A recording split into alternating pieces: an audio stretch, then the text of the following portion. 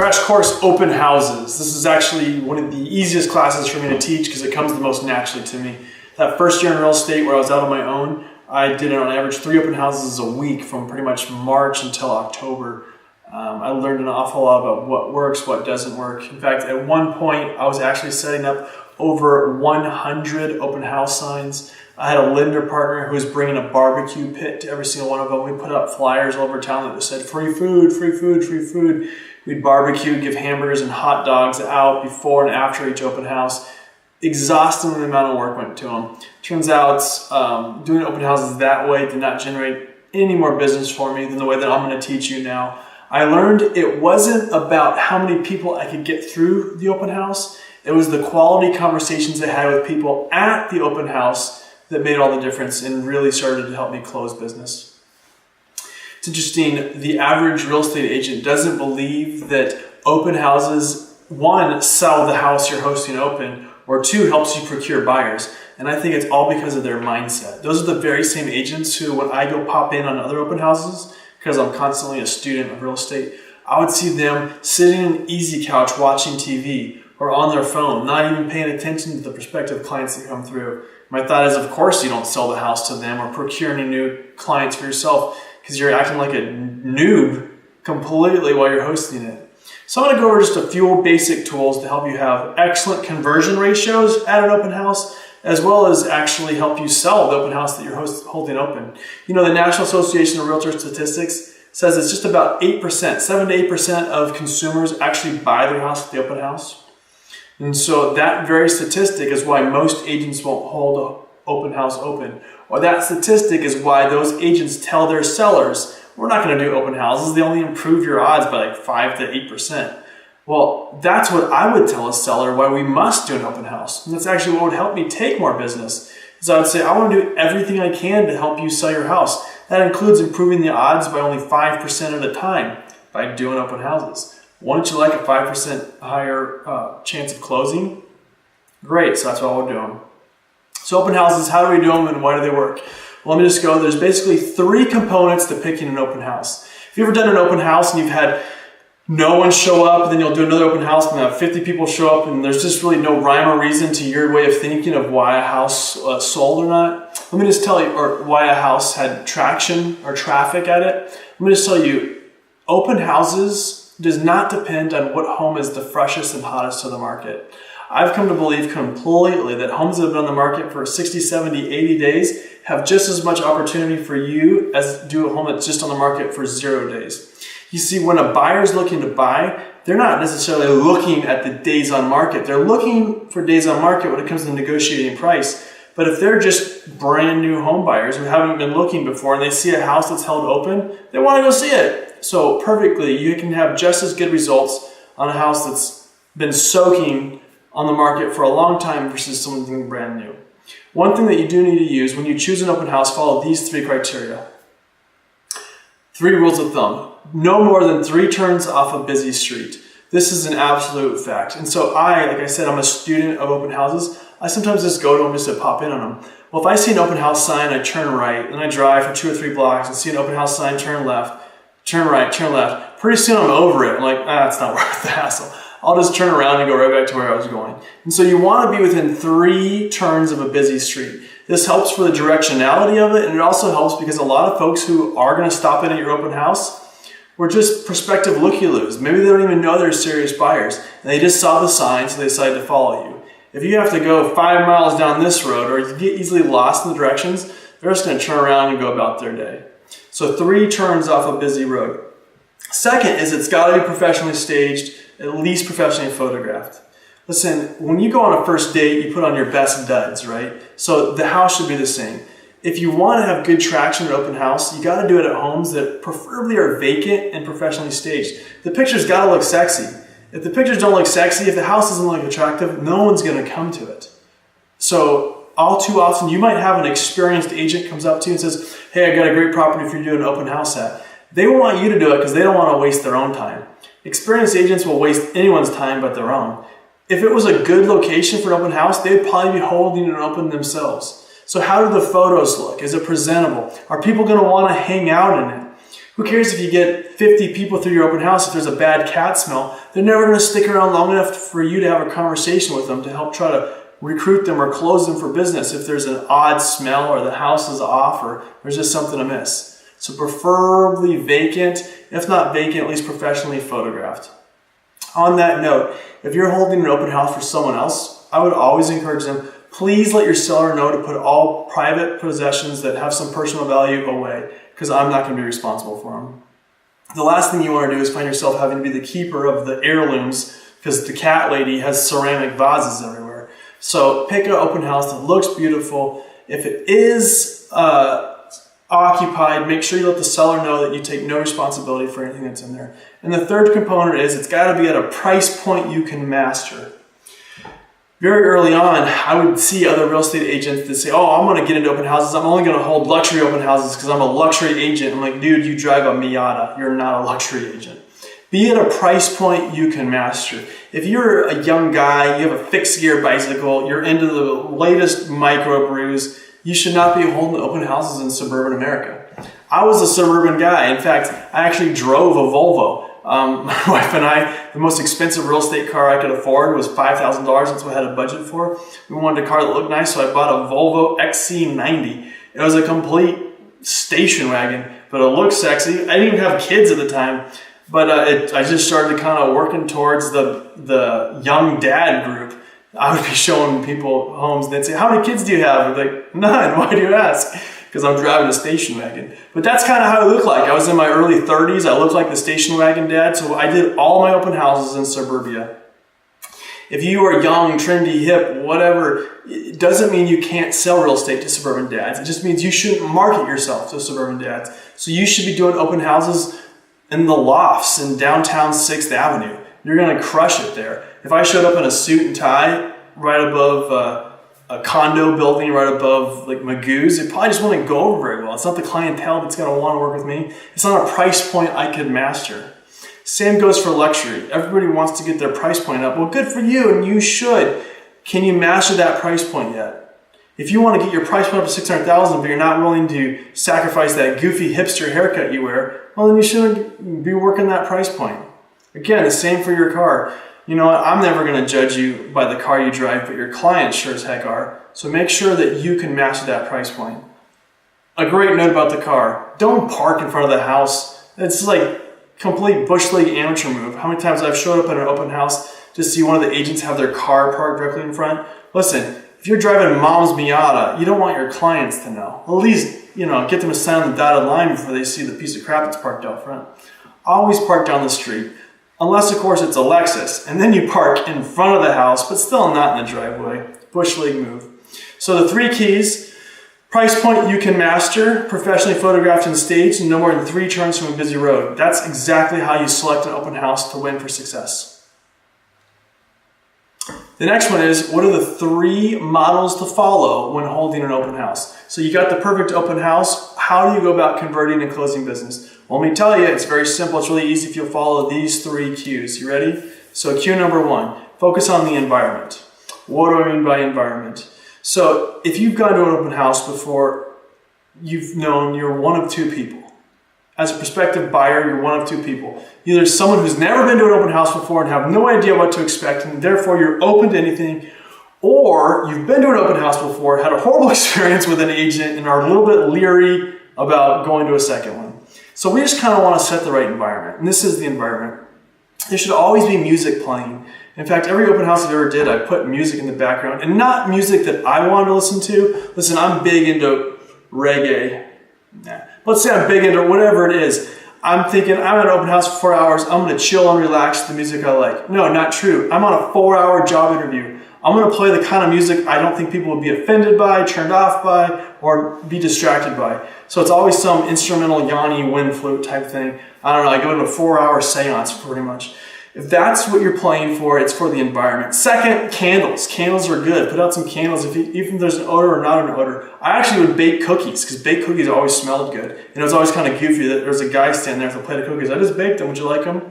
So the smell and the environment. And secondly, think about how it is when they just park their car. The worst thing that would happen in my first couple open houses, I didn't know any better. I would see a car pull up and be so excited someone was there. I'd walk out kind of like a puppy dog, open their front door and be like, hi! And then I just stand there. And they'd be kind of fidgeting with the kids, getting them out of the car seat. And I'm like, I should probably go inside because this looks really goofy, but I don't know what to do. And every once in a while, they'd look over their shoulder and see me and be like, hi! Just like that awkward 7-year-old kid who hadn't seen uncle in a long time. And by the time they got to the door, it was like, I'm your realtor, Andy.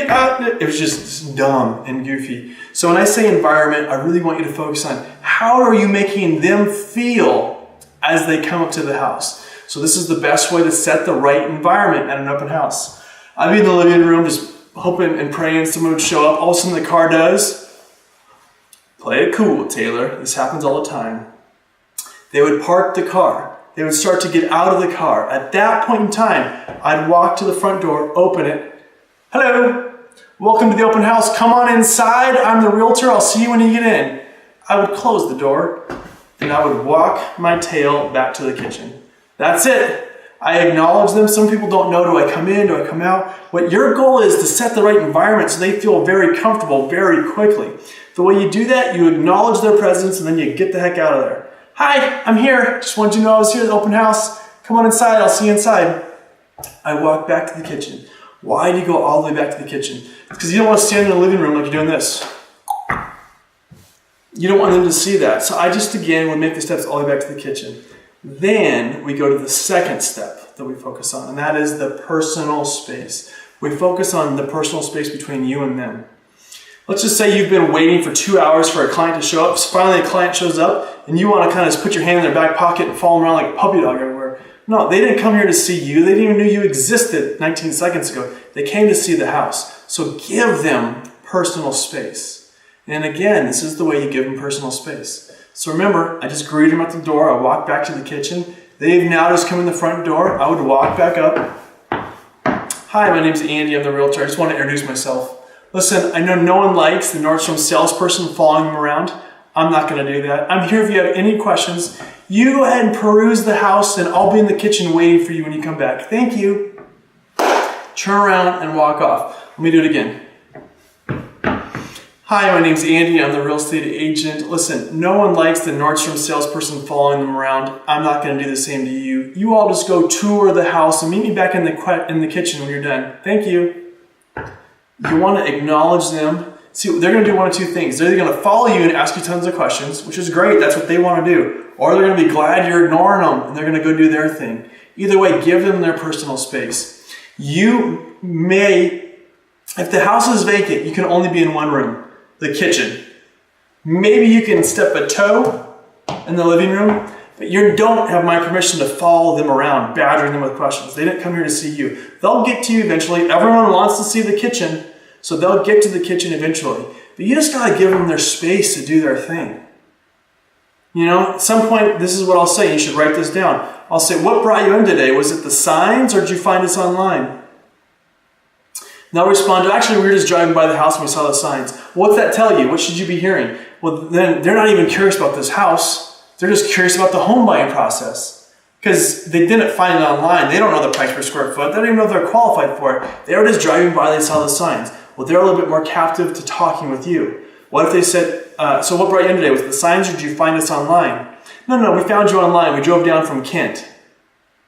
What does that tell you? Well, it tells you that they're here to see this house specifically. In fact, they drove 45 minutes to go look at this house. Well, then you get to tailor your questions more to the house. This is how you actually go to selling the house. I think the number one reason why agents don't sell the house more that they're currently hosting is because they get blabbity bloobity and they just ask questions and they force people away. If they found someone who's really interested in the house and then they got to ask great questions about what attracted them to the house, they'd sell it a whole heck of a lot more. So respect their personal space. And then finally, the third, you focus on asking only open-ended questions. For those of you who are playing along at home who don't know what an open-ended question, it's a question that doesn't end in yes or no. The number one dumbest non-open-ended questions that agents ask prospective clients at an open house is this. Are you working with an agent? Yes. Okay. Are you working with an agent? No, they're all going to answer yes if you ask like that. It's a question you don't want to know the answer to, so don't ask it. This is how you ask that very same question. Welcome to the open house. So glad you're here. No one likes the Macy's salesperson following them around. You go tour the home, I'll be in the kitchen. You let them go do their thing and you just bite your fingernails waiting for your turn to talk, because it sure the heck isn't when they're upstairs looking at the 5-piece master bath. They come back down and you say, so tell me, how are you currently getting into the homes that you want to see? And they're going to tell you, we've just been going to open houses, we've just been looking online, or our realtor has been letting us in. And then your response isn't, if they say our realtor's been letting us in, you don't say, oh, so you're working with a realtor? That's a yes or no. You hit them with this little jab or jab. So how are you currently getting into the homes that you want to see? They say, oh, our realtor's letting us in. Oh, how many top producing real estate agents did you interview before selecting the right one to help you with the most expensive home purchase you've ever made? And they're going to say, oh, well, we didn't really interview any. In fact, it was just a friend of a friend of a family. Oh, great. And when you did your buyer's consultation with them, and they showed you how to best negotiate for homes and also what value there is in open houses, what did they tell you when you were to see another agent? Oh, well, they didn't really tell us anything. Outstanding. Then we go right into the invite to the buyer's consult script. What I'd love to do is invite you to my office. We'll spend about 30 to 45 minutes and I'll share with you a wealth of information. I'll show you how you can best negotiate for a home and where true value is. At the end of that 30 to 45 minutes, you're either going to be a much more informed buyer and you'll go continue to work with that other agent, or you'll see that hiring me is the right choice for protecting your investment. So, Tuesdays at 4 or Thursdays at 6, which one works better? You see, you don't get to ask all those wonderful, marvelous, great questions that look like they were just spun from silk from my mouth until you first pick the right open house. 2, set the great environment. 3, give them their personal space to go do their own thing, and then ask them open-ended questions. Every open house we do, there's one goal. It's to get them onto the invite to buyer's consultation script. Exactly just as in the invite to buyer's consult script starts out, so tell me what the house you're looking for. You can say just as easily, so tell me why you selected to view this house. I don't know, we're just looking for 2-bedroom homes. Why is a 2-bedroom home so important to you? It sounds like you're just beginning the home buying process. Love to invite into my office. If you can do this, if you can ask great open-ended questions, you will crush it at open houses. Industry statistics takes like 1 for 15 to 16 open houses to close a piece of business. No wonder no one does them anymore. You know what Mosaic Home Group is? The most pedestrian agents on our team are closing at a 4-to-1 ratio. For every 4 open houses they do, they close 1 piece of business. We got a couple guys in our team, for every 2 open houses they host, they close 1 piece of business. Because they got amazing at asking open-ended questions. And then going right into the invite to the buyer's consult script. Now, little warning.